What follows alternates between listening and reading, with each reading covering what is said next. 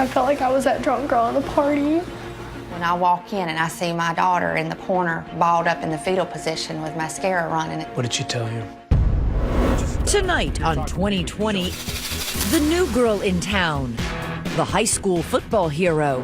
This is my senior banner right here. And the party to end all parties. I was banging on the door and I was like, what's going on? Like, why is the door locked? But what happened behind that closed bedroom door? And was it consensual? Did a night of drinking blur the lines? She was out. She wasn't saying anything. And what about the morning after? His bizarre admission to her parents. I told him to get off my property. In a very Christian-like way. Tonight, we're taking you into a secret world of high school rumors and Snapchat scandals. It started going around the school that they had had sex.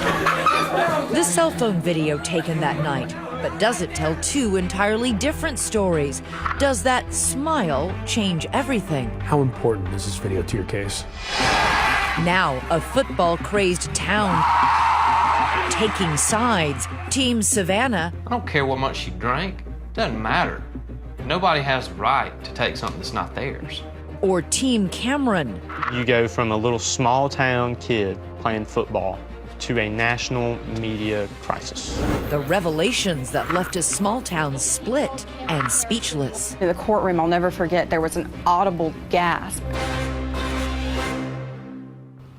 Good evening, I'm Elizabeth Vargas. And I'm David Muir. It was the kind of teenage party that's no doubt taking place all over the country this Friday night, especially with so many graduations being celebrated. But right here tonight, the party that ended in a life-changing he said, she said. And she is coming forward tonight on her own to share her story, one that's playing out on campuses and igniting a desperately needed conversation about the blurred lines around sexual consent and sexual assault. A story for every family. Here's Ryan Smith.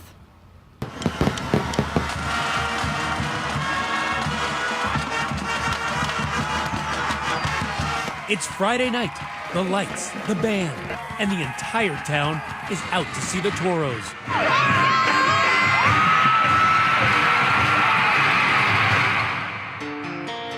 Welcome to Spanish Fort, Alabama. Population 8,000. Located just east of Mobile Bay, once the site of one of the last Civil War battles. It will later be the site of a different kind of battle. Very small, close community in town, so everyone kind of knows everyone. A very tight-knit community, focused on family, centered on very good schools. Bible Belt churches may dot this small, affluent community, but here, football is religion. In Spanish Fort, football is no longer a sport, it's a lifestyle. You live, eat, sleep, breathe football. No wonder its high school players are celebrated as heroes, says journalist Cassie Fambro. People love to see them and recognize them in their community, and I would say they're local celebrities. And starring in his own highlight reel, running back Cameron Harrison, a senior, 5'7", 180 pounds, wearing number 4. Harrison, boys, he's been fun to watch over the past couple years. Yeah, he's a tough little hombre. He's small, but he's big. He's hard to bring down. That's one of his advantages. He's tough. Among those cheering in the crowd, the new girl in class, 16-year-old Savannah. I am funny, independent, goofy, very goofy. I have a lot of love in my heart. Among the things she loves, what you'd expect: makeup, social media, and selfies. Lots and lots of selfies. But for the one-time choir girl, singing in church with her dad, adolescence brought on some big changes, moving from the only private school she ever knew to unfamiliar terrain, public high school. I cried. I said, I don't want to move, but I didn't have a choice, so. Really? I had been at a school from 2nd grade to 9th grade. I loved where I was. I was from the country. There, it's so laid back and small. How was the adjustment for Savannah to high school? It was an eye-opener for her. I think it was a huge culture shock. It was a culture shock, because I remember one time she called me. She's like, I don't think I can do this. Emily and Joe, Savannah's parents, were high school sweethearts, married by age 20. He a Marine at Camp Lejeune, she a college student studying business. What were your hopes back then? have a family, and have a story. But their family story, the kind every parent of a teenage girl fears, begins on an unseasonably warm October night in 2015. It's Joe and Emily's 18th wedding anniversary. They're enjoying a rare night away from their 4 kids, celebrating with a romantic weekend in New York City. But meanwhile, back in Alabama, another celebration, an 18th birthday party for one of the Spanish Fort seniors. How did this party come about? Everyone was texting about it. Haley and Allie, popular high school seniors, say word spreads like wildfire, even to those outside their usual clique. This was a little bit bigger, and it was lots of different kind of people all mingling together. It was not a typical weekend party. I mean, it was probably like one of the biggest parties I've ever been to in Spanish Fort. Savannah, too, hears about the party and begs her parents, long distance, for permission. I had the ACT Saturday morning, and the party was Saturday night. It's like blow off some steam. Blow some steam. Yeah. You were on the phone with her, and what did she say? She said, "Mom, may I go to a birthday party tonight?" And I said, why don't you just stay home? You just listen to your inner voice. For some reason, I wanted her to stay home. But Mom's intuition on this fateful night gave way to a daughter's desperate desire to fit in. Me being pushy, and finally she was like, okay. A tale of 2 photos illustrate in real time different nights for mother and daughter. A night out for the parents, while Savannah is seen on Snapchat getting glammed up. With her, a friend. And guess who she knows? Cameron Harrison, that high school football star. They pregame at his house, the 2 girls taking this pic in his room. Did you know Cameron Harrison at all? I knew of him. We had math together. I had never hung out with him or anything. What did you hear about him? He was just a short little cracker, just a fireball, just kind of crazy.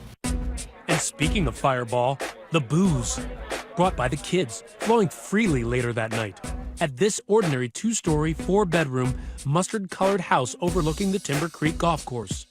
Now packed like a nightclub. So how many people were at the party? Probably 40 at one point. Make that 41. The birthday boy's 58-year-old grandmother was home, but watching TV upstairs in her bedroom. We walked in, and I would say it was a very, maybe hyped would be the word.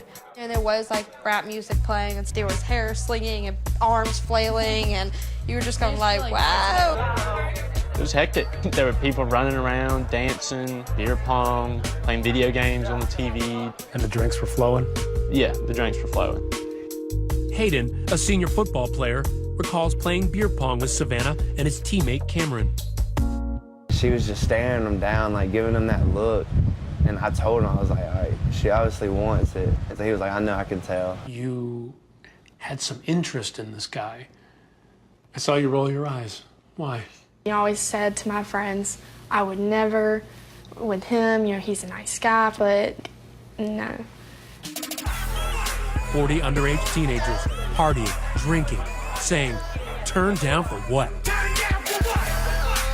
What were you drinking? Smirnoff. I had about 2 of those before I got there, and then I had 3 or 4 beers, and then 4 double shots of Fireball. It was all under an hour that I had drank this much. Others quickly took notice. I first saw her on the couch, and one of her friends was pouring a little alcohol in her mouth, and she was just dancing around, having a fun time and stuff. She didn't look like she was completely wasted. No, she was conscious, walking around, having a good time, not stumbling. I couldn't say she might have been able to walk in a straight line, but I don't think most of the people there could have at that point anyway. These photos posted on Snapchat may allow us to peer into Savannah's Saturday night. But what they don't show, she says, are the effects of all that alcohol. She says she remembers feeling dizzy, but that's about all. What's the last thing you remember? The last thing that I remember is standing in the kitchen with everybody, singing happy birthday. This is cell phone video of that moment obtained by 2020.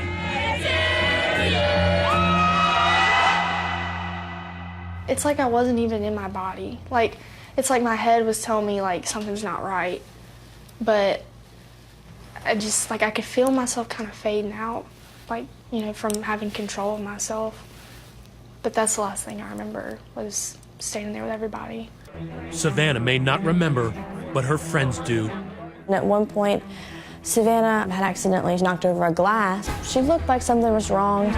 Coming up next, cell phone video captures Savannah being carried. Right there. What happens when she's behind closed doors and not alone? So I was banging on the door and I was like, what's going on? Like, why is the door locked? Stay with us.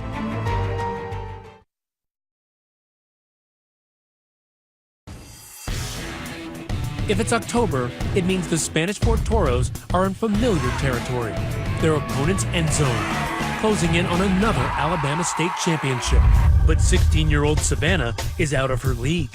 Evident to those at the party that she may have had a few too many. She's kind of just like, just like going crazy, like walking around. Watching from across the room, Savannah's close friend, who asked that we call her Jessica. She's drunk, right? Mm-hmm. What are you seeing? All of a sudden I see someone carrying her up the stairs. It was probably 4 people that were carrying her up the stairs like she was a doll, basically. Like they just like each had like a limb. And I was like, what the heck, when did this happen? I just saw her like on the couch. But just like the booze, there's something else that's ubiquitous at your typical teenage rager. Cell phones. This is an image of Savannah being carried upstairs. It will later play a big part in trying to determine what occurred that night. Taylor is one of those teens who helped carry Savannah. We were all just laughing, you know, making a joke out of it because it was funny, you know. Everyone had been drinking and we're carrying Savannah up, and Savannah's pretty tall and we're all kind of short. So we were kind of struggling. She says they did it so Savannah could lie down and sleep it off. Do you remember being carried upstairs? It's like I could hear things. My eyes were shut, but I could just hear everything. I just didn't feel with it at all. At that point, the popular seniors, newly 18, decide to leave, wanting to take the party across the bay to a club in nearby Mobile. We're like, Cameron, you coming? He was like, no, I can't get in any trouble tonight. I'm just gonna stay here. Wary of trouble because remember, Cameron Harrison is a standout senior whose football team is undefeated and entering the playoffs. Also staying behind, Savannah. And depending on who you talk to, you get conflicting reports on her state of mind. Whenever we were about to leave, it's whenever I saw her being carried and stuff, and she was laughing. So you saw her being carried up the stairs? Yeah, she was like, no, I want to go back downstairs. Once upstairs, Savannah gets sick in the bathroom. That grandma makes a brief appearance, handing her a towel. Friend Jessica says when she went upstairs, Savannah was barely coherent. She was just like laid on the bed with like her eyes closed. She was just like, like I couldn't really like make out what she was saying. Tell me, when she's saying that to you, is she unconscious at that point? Like she wasn't fully conscious, but she wasn't fully unconscious at that point. She was probably like in between there. She'd be like she sounded really like a zombie. Slurring it all? Yeah, definitely slurring. But it was after that is when I noticed like she was out.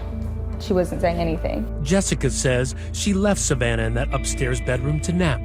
But when she returned to check on her about 15 minutes later, the door was locked. I was banging on the door and I was like, what's going on? Like, why is the door locked?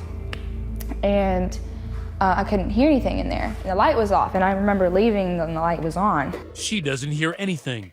But Cameron's teammate, Hayden, also at the door, says he hears Savannah making sounds from inside the bedroom. I heard her moaning, like I could hear sex noises. Eventually, the door opens, and Jessica is shocked by what she sees. So Cameron like cracks the door open, and he's like completely naked. And I was like, oh my gosh, what just happened? Half her body's on the bed with like her arms back, and then like half her body's like draped off the bed. Did she have any clothes on? She had no clothes on. She was completely naked. I started like yelling at Cameron. I was like, what are you doing? Like, she's obviously not okay right now. Like, why would you do that? And he was like, she wanted me to. She said she wanted me to. Did it seem like she was completely out of it? Yes, completely out of it. I mean, she couldn't even move. Couldn't move, but Jessica says Savannah did speak. And what she said would be crucial to the case. She said, just leave me here. I was mad because she said that. So that's when I left. When Jessica goes back upstairs, another 10 or 15 minutes later, she sees Savannah disheveled, no bra, and her clothes backwards and inside out. She was slumped over the toilet, throwing up. And she threw up so much. Like, I was at least 20 times that night. She just kept throwing up. Wow. Everywhere. And she says Cameron, nowhere in sight. Turns out he's back downstairs at the party, taking smiling snaps. No hint of potential wrongdoing. Do you remember Cameron Harrison ever being in that room with you? No. It's approaching midnight, and on the ride home, friend Taylor says that's when Savannah whispered a secret to her. I asked her, are you okay? And she told me, I think I had sex with Cameron. With a sickly Savannah in the back seat, it is Jessica taking responsibility for her friend, racing home before curfew. Were you thinking, man, this girl might be in serious trouble. She might need to go to the hospital right now. I mean, I wanted to take her there, but she would just start screaming. She was like, no. And she was still drunk at that point, but she would try her best to be like, no, you can't do that. With her parents asleep, Jessica sneaks the two of them in through the side door. Savannah still vomiting. She was still like shaking. She was like white. I put so many blankets on her, and she kept on saying like, I'm so cold. It just sounded like she was just like in like a freezer. For 2 hours, Jessica stood watch over her intoxicated friend. When we come back, some Monday morning quarterbacking when the weekend's raucous house party hits homeroom. It started going around the school that they had sex and a bunch of different stories. And the standout football star stands face to face with a former Marine. Did it take everything in you to not want to lash out at him? The confrontation on the front porch. Next.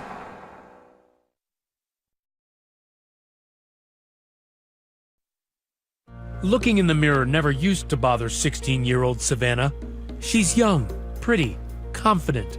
But the reflection she saw the morning of October 25th, 2015 was downright horrifying. My face was sunken in. I had bruised hickeys all down my neck. I just started crying because I just felt so disgusted with myself. Disgusted because Savannah's Saturday night was a dangerous one, full of beer, liquor, and fireball shots. I felt like I was that drunk girl at the party, and I knew everyone was gonna just talk about it.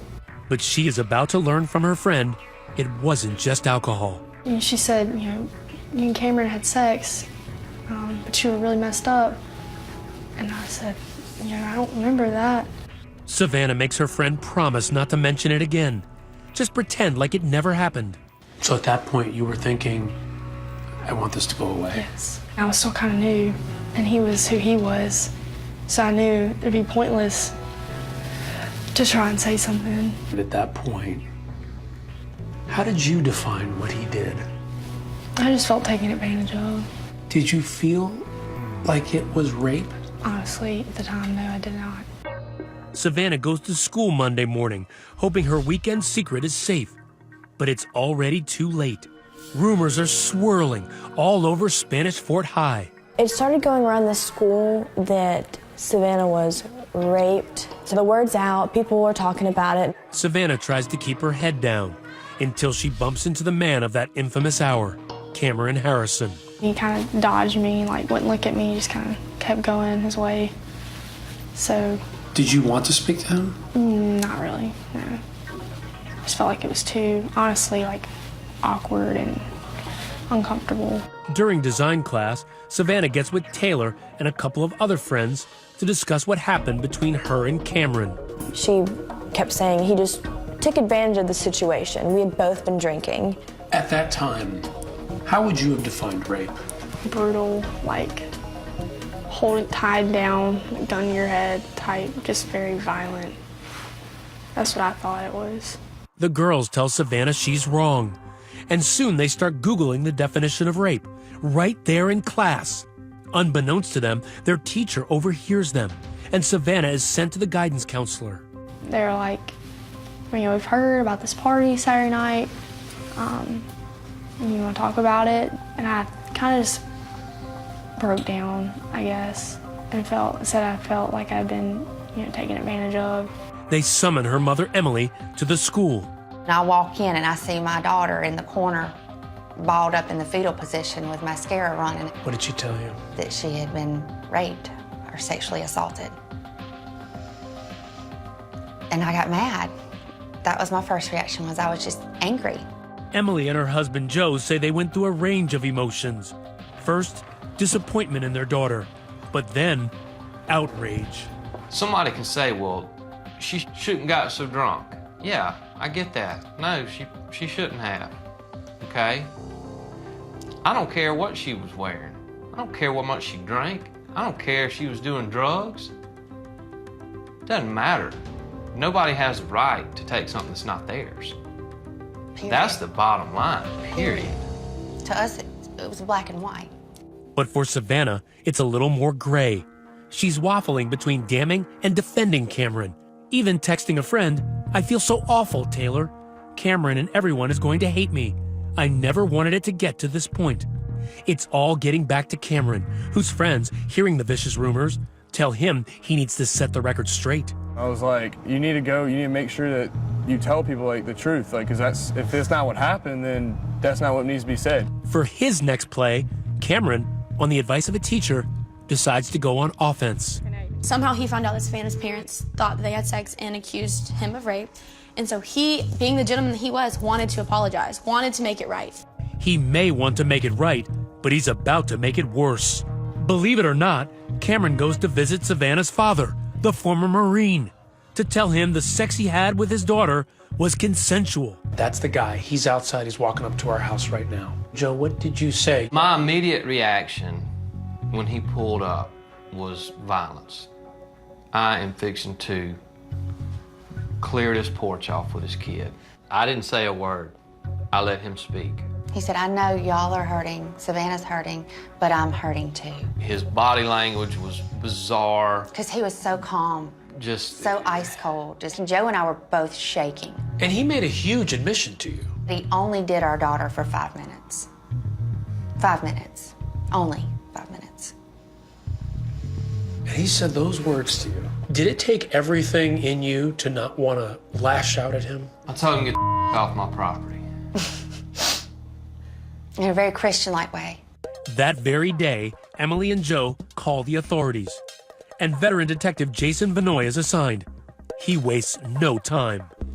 Just because with kids, teenagers, allegiances can change, stories can change. I kind of want to talk to everybody I can as quick as I can. After speaking to Savannah and her mother, he begins to interview students, about a dozen in all. They tell a consistent story about Savannah becoming what they called sloppy drunk. Then Detective Vanoy inevitably discovers this. Cell phone video taken at the party. The video showed the young people carrying the victim across the house and to the stairway. What did you think when you saw that video? I took a long, hard look at it several times and was mainly focusing on the condition of the victim. Her body was limp. At one point she had her arm draped over her face, and she was just like a wet rag. Just a few precious seconds, but for a seasoned investigator, oh so revealing. It's real-time, footage taken at the party, showing the condition of the victim. How important is this video to your case? In my mind, this video took this case way beyond probable cause to make an arrest. 18-year-old Cameron Harrison, the Spanish Fort football player accused of rape, at a house party in Daphne. A week after the party, Cameron Harrison is charged with first-degree rape, sparking a media frenzy. A charge of rape, a shocked and divided community. When his friends see him in court the next day, now clad in a new uniform, they are beside themselves. It was definitely a slap of reality. My best friend walking down the hallway with a bunch of criminals in an orange jumpsuit and shackles on, and cameras all in his face. And that's so hard to see your friend like that. You go from a little small town kid playing football to a national media crisis. Cameron, what really happened at that party? Cameron pleads not guilty.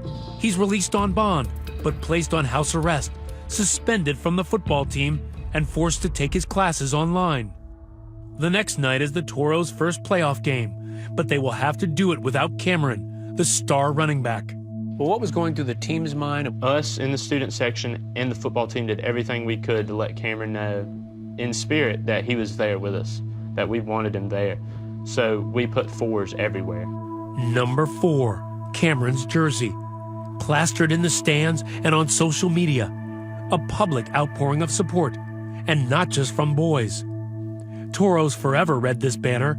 Girls wrote 4s on their wrists, and even a number 4 on the quarterback's towel. We wanted it to be known that we supported our friend. We would never in any way bully, but that's the way it was taken. For Savannah, the display instantly visible on social media, it feels like she's become the town pariah. How did all of this strike you? Really just bothered me. It's kind of evil.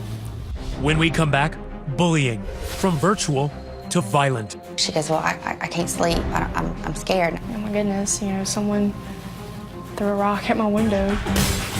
Next.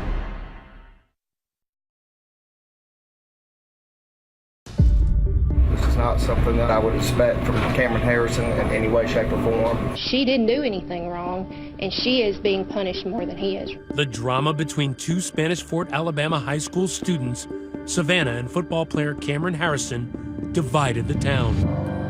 Cassie Fambro wrote for the local news site AL.com. There was just such a stark divide. There was the people who believed Savannah, and there was the people who thought this was a witch hunt, that Cameron Harrison was unfairly portrayed as a criminal rapist. About 24 Spanish Fort High School students defending him. He's innocent. But while Cameron's supporters were loud and proud, he was tight-lipped, never speaking in public or to the police. No comment.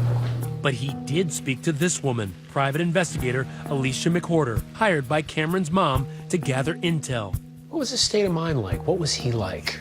He was in a state of hyper-awareness that he was under a microscope and he needed to get the truth out. She says Cameron recounts a familiar tale of booze, beer pong, and all-out blowout. But new details emerge when he claims after Savannah was carried up the stairs, he ended up in the bathroom with her, and that's when a familiar face enters. Kennedy, that girl who came to the party with Savannah. Cameron states that Kennedy grabbed his face and kissed him, and then Savannah grabbed his face and kissed him. And then they move into the bedroom. And at some point, Kennedy gets up and leaves the room. Kennedy denies that she, Cameron, and Savannah were kissing each other at the same time. Cameron says it happened. Kennedy states it didn't. We're at an impasse on that. And Cameron says he and Savannah are still not alone in that bedroom. There are others, and she tells them to leave. Cameron told me that the alleged victim said, "Get the F out," and told another person, "I'm going to F him." Granted, this private investigator is being paid by Cameron's family, but listen to what 2 others told Detective Van Oy. They heard the victim say, "F me, Cam." But remember, the booze was flowing, and memories hazy. They can't agree on who was in the room. Did you have consensual sex with Cameron Harrison? No. If I was in the condition I'm right now, I would not have sex with Cameron. And what about that controversial statement Cameron allegedly made to her father? I only did it for a few minutes. Cameron clearly stated to me that he did not say that. How do you know what to believe? I can tell you that Cameron's story was believable, and I do believe that the young woman consumed alcohol that may or may not have impeded her ability to remember exactly everything that happened. So in your mind, she could have given consent but simply not remembered it? Yes, I believe that. I do not believe she was passed out. No one saw her passed out. Not passed out is key, because the charge against Cameron is that Savannah couldn't consent because she was either physically helpless or mentally incapacitated. The question all comes back to, what was she capable of doing at that moment? Savannah says she becomes the victim of cyberbullying, and not just from classmates, but from their parents too. It's hard enough, kids my age, doing these things, but when it's an adult, that just hits a new nerve to me. And then one night, she's awoken to a loud bang. A large cement chunk of just rock brick about this big shattered her window. The DA says the latest potentially dangerous attack crossed the line. And then Savannah says, one by one, many of her friends publicly turned their back on her. I think their social life was more important to them than, supporting me. With their daughter isolated and outcast, Savannah's parents offered to move schools. So I said, no, you're not going to run me out. You wanted to stay I wanted to stay to prove a point. I'm going to be strong. I'm going to show them.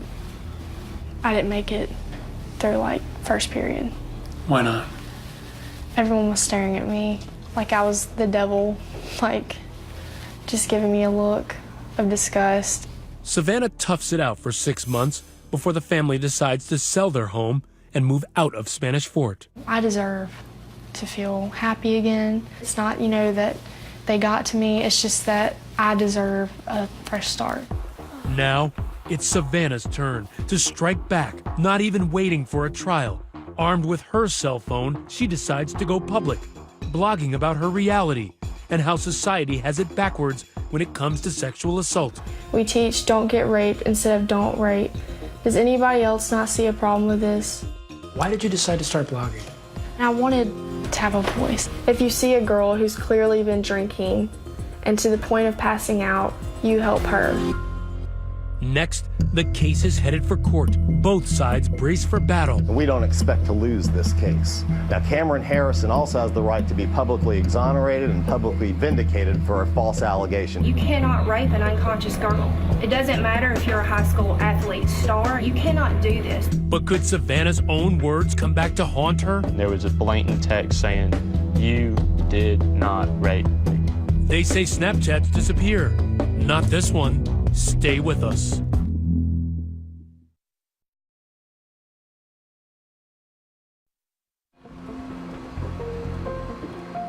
Savannah is trying to make a fresh start. New surroundings, new perspective. I love film, writing, photography, art.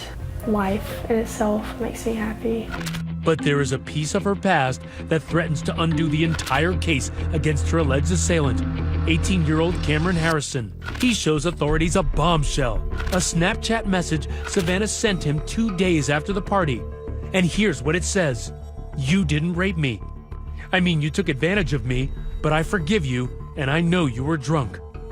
It's a huge break for Cameron's defense. And for his buddies, it reinforces what they believed all along.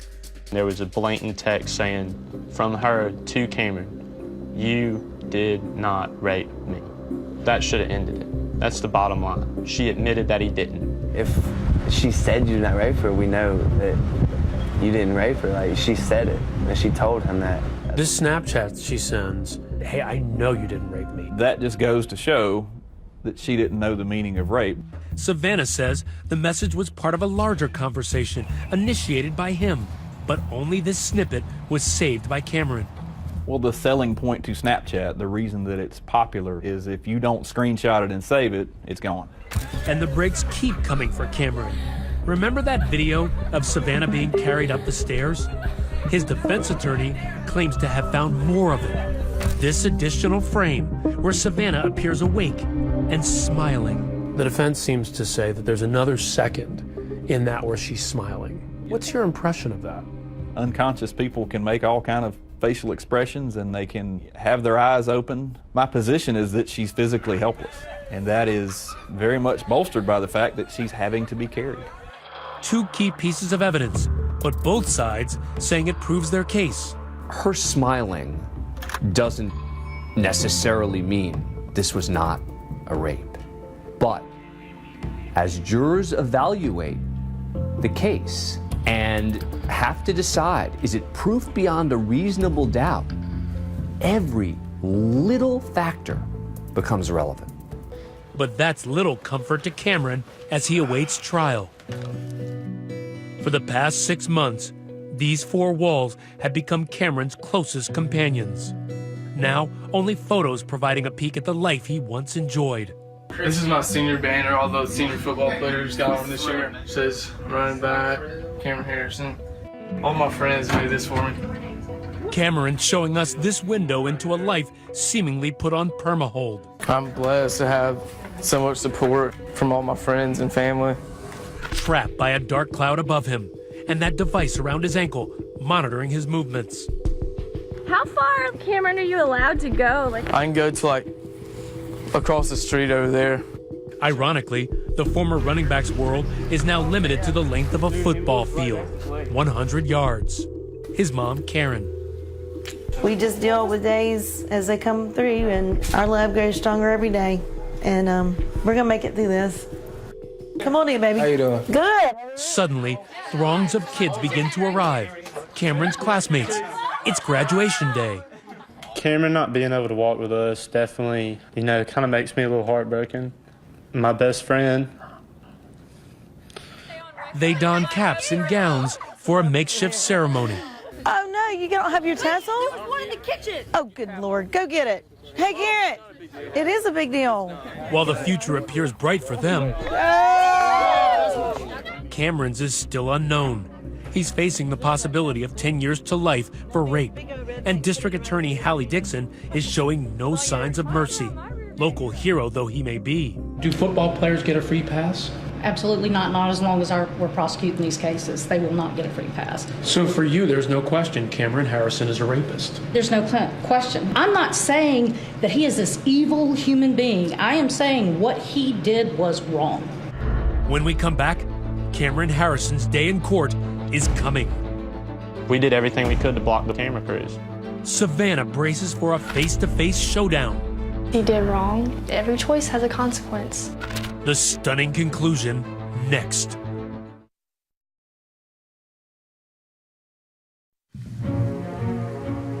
After 18 grueling months, it was supposed to be Judgment Day. The stage was set. Cameron Harrison and Savannah face to face. Both lives irreparably and forever changed. But something else has changed here in Baldwin County since that infamous house party. That brash District Attorney Hallie Dixon decides not to seek re-election, and a new DA takes a fresh look at the case. And just weeks ago, on the eve of Cameron's trial, a stunner. Tonight, Cameron Harrison has been granted youthful offender status. Youthful offender status. Cameron Harrison takes a plea deal under youthful offender status. The terms and conditions of the deal, all settled in secrecy. It allows the proceeding to be treated sort of like a juvenile proceeding, meaning everything gets sealed, public doesn't find out what happens, it eventually gets erased from the record. Now, nothing about the case is public. All we know tonight is that Cameron is not in jail, an outcome agreed to by both sides. The key when thinking about why was a deal cut is to look to the alleged victim. Was that because she was pressured by the DA? Who knows? Was it because she didn't want to testify? It's a smart move for the defendant. If he can not serve time, get treated as a youthful offender. Cameron and his family were scheduled to do an interview with us. However, part of that plea agreement prevented both sides from talking further about the case. It's not really a resolution at all. Those people who look at him as a criminal or her as a liar, they're never going to be dissuaded because there's no real conclusion. For many, the case ending just like it started.